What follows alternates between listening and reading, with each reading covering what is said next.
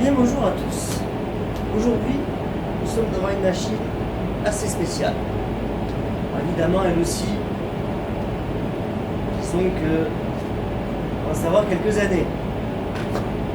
Nous sommes à Puteaux, devant l'autocommutateur de transit E10B3, qui est un centre de transit national de troisième génération.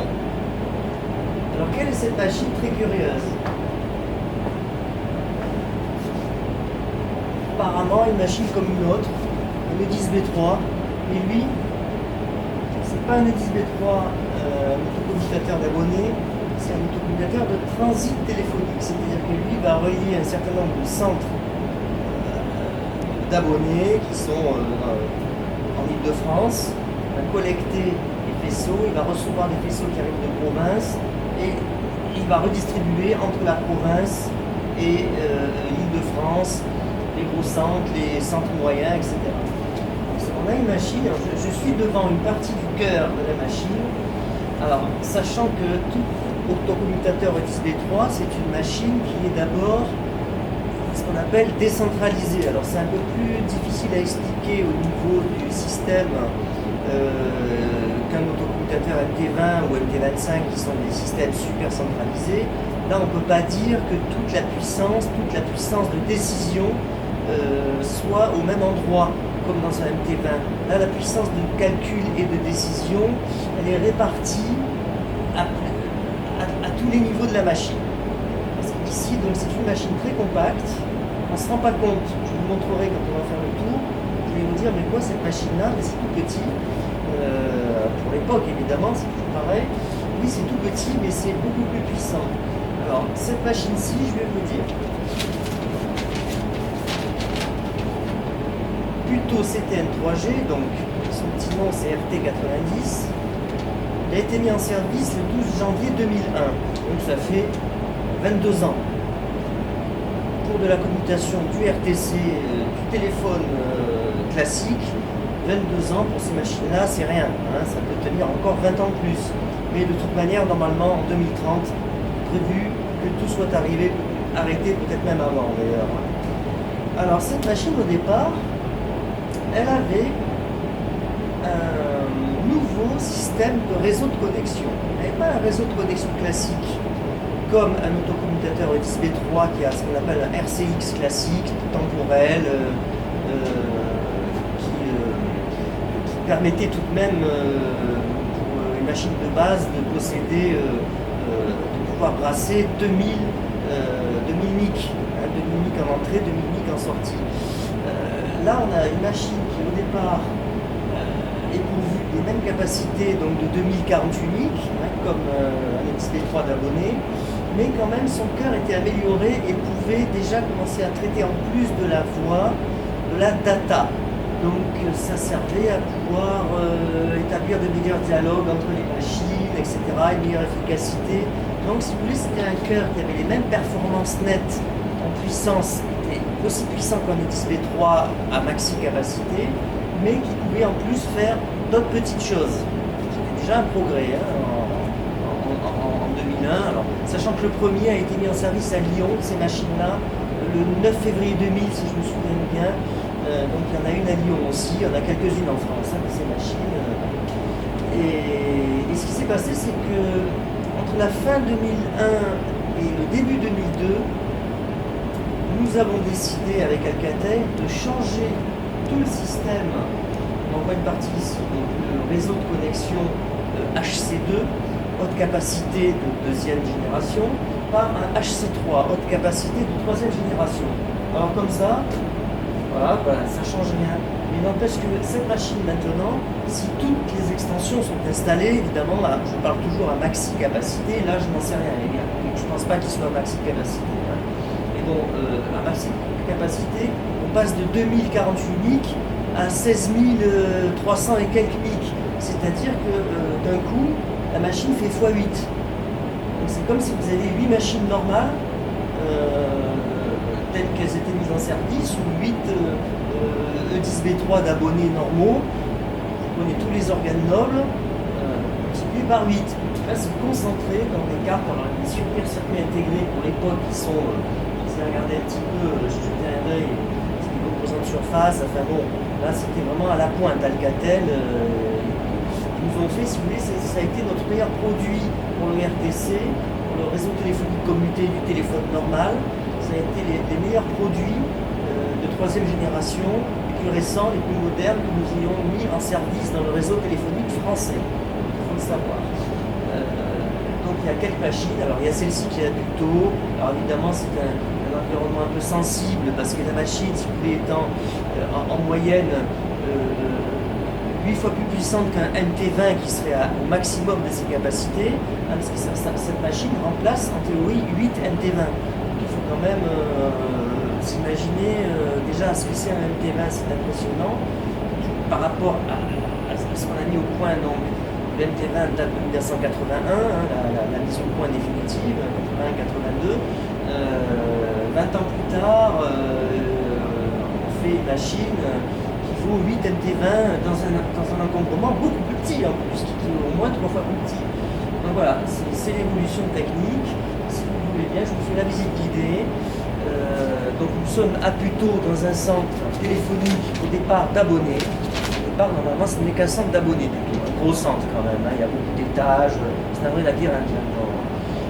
Alors en fait, il a été mis en service en automatique, le centre téléphonique, le 15 avril 70, avec un premier autocommutateur Pentaconta, Puteaux 1 PC1, puis le 12 août 71, on a rajouté un deuxième Pentaconta, Puteaux 2 PC2, et alors après, par contre, il y a eu une succession d'autocommutateurs temporels, on est passé à l'électronique temporelle directement, à partir du 17 février 84, on a Puteaux 3, électronique temporelle 1. Là, c'est un Edison 1. Et là, après, il va y avoir 4 autocommutateurs Edison 1 dans ce centre. Alors, ils sont tous arrêtés. Donc, ils ont tous été arrêtés entre 1997 et 1999. Je ne vais pas vous lire la liste, c'est pas la peine, je les ai. Ensuite, on a mis en service, au passage, j'avais vu comme ça, on a mis en service le 13 juin 1989 un autocommutateur MT25 qui lui fonctionnera jusqu'au 24 mai 2016. Je suis venu aujourd'hui pensant le retrouver, malheureusement je ne savais pas, il a été cassé en 2019 juste avant l'arrivée des confinements parce qu'on pensait construire une salle de transmission à la place qui finalement n'a pas prospéré et donc la machine a été cassée pour rien malheureusement. Donc je suis arrivé à l'étage où il y avait un magnifique MT25 que j'ai vu moi en 2016, je crois qu'il tournait encore d'ailleurs, ou alors il venait d'être arrêté. Et malheureusement, je n'ai retrouvé qu'une salle massacrée, désolée, désossée, et donc malheureusement j'ai perdu ça. Mais par contre, il y a toujours un autocommutateur d'abonnés qui fonctionne dans ce centre. Il s'agit de Puteaux 8, électronique temporelle numéro 6, qui est en service depuis le 9 mars 1995. Et puis après, en fonction des redécoupages de centres, etc., on a décidé tardivement de mettre un autocommutateur téléphonique de transit pour faire de l'interurbain à Puteaux. Et c'est de cette machine que je vous parle.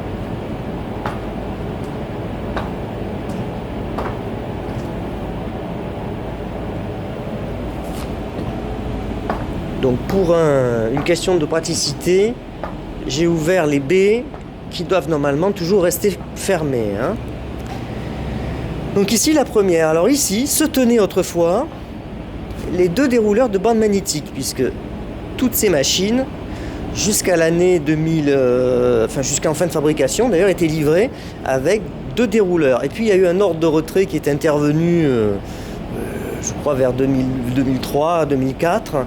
Et la plupart des machines ont vu tous leurs dérouleurs de bande magnétique démontés. Alors parfois, vous l'avez vu sur certaines petites vidéos que j'ai faites, voilà, comme je crois que je sais plus si c'est à Nemours, je sais que dans le 77 il y a un endroit ou à Fontainebleau, je ne sais plus, où il y a comme ça des dérouleurs qui sont restés. Bon, voilà. Donc à la place on a ces deux grandes cases vides.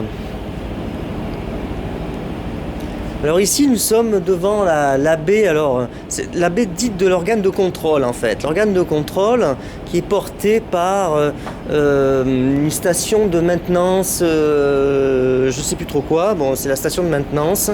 Donc c'est l'organe qui, si vous voulez, qui teste en permanence, qui analyse le fonctionnement de la machine en général.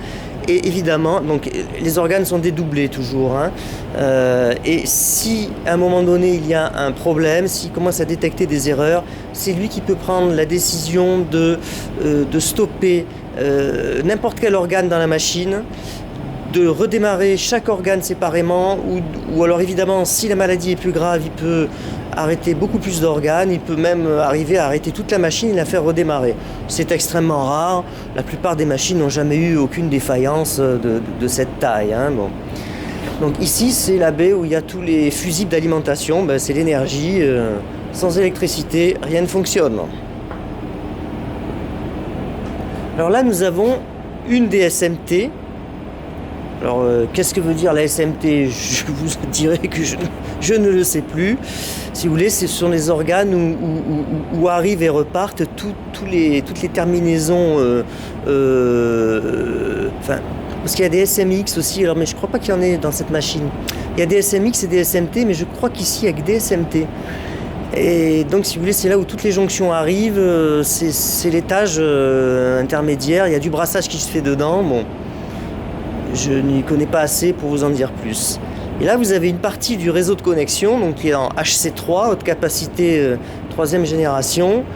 Donc il y a quelques alvéoles comme ça, là il y a 3 alvéoles ici, mais il y en a d'autres ailleurs qui s'occupent de brasser en fait les 16 000 mic entrants et sortants.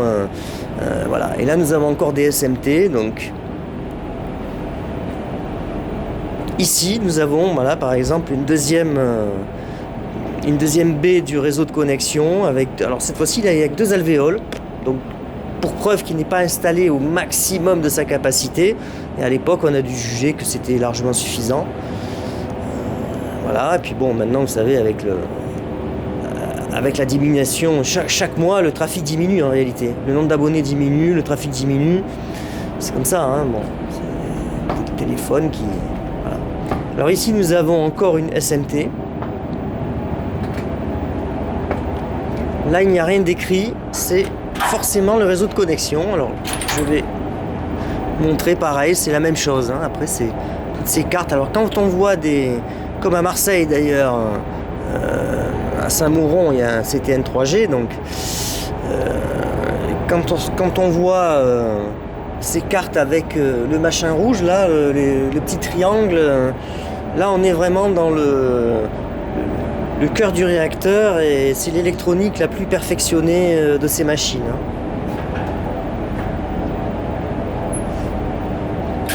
Ensuite, nous avons encore des SMT.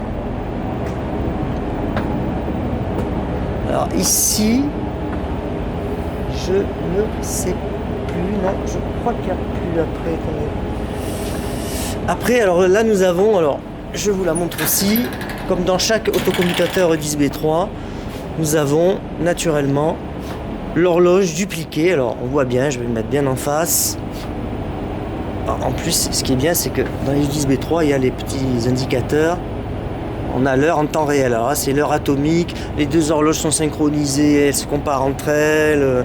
Elles sont synchronisées avec une horloge atomique, je ne sais même pas où elle est. Enfin bon, bref, c'est vraiment un truc ultra costaud. Hein. Il y avait la même chose dans les MT20. Dans les MT20, l'horloge, il n'y avait pas d'afficheur et elle était même tripliquée. Elle était en triple exemplaire parce que l'électronique d'époque était un petit peu moins précise et donc on avait tripliqué. Thomson avait tripliqué. Tandis que là, Alcatel n'a pas eu besoin. Parce que là, bon, on est vraiment dans la super qualité. Donc, avec 20 ans de moins, hein, évidemment, hein, dans les jambes. Hein. Là, je fais le tour de la machine pour que vous voyez un peu la compacité de la machine parce que c'est ça qui est assez impressionnant.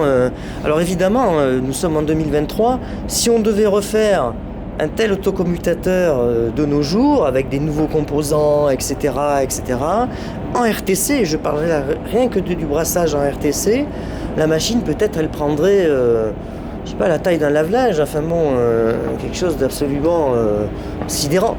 Et pourtant, ben c'est voilà, c'est le progrès, et c'est comme ça.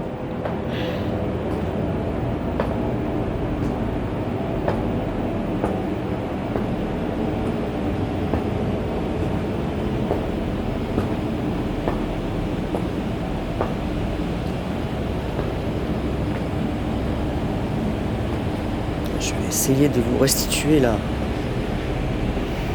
dimension de la machine parce que c'est vrai que c'est tellement... C'est petit, hein. Pour moi, c'est très petit. Lorsque j'avais vu la première fois ce CTN 3G, c'est le premier que j'avais vu en 2016.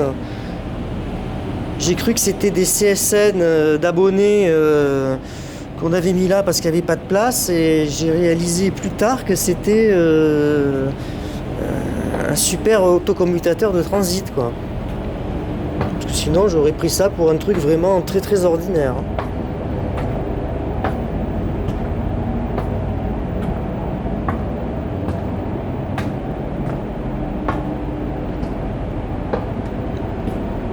Donc voilà.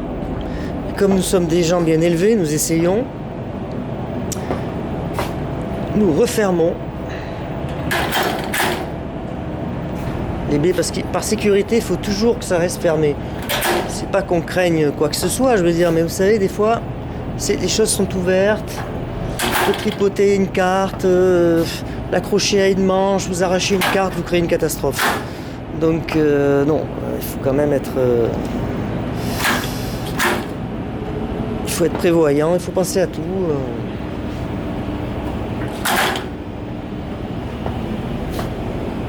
La partie électrique, évidemment, ça, ne pas mettre les doigts. Bon, bien que ce soit du 48 volts, je pense, ça va pas être très... Et voilà. Donc là, maintenant, la machine est dans sa présentation normale.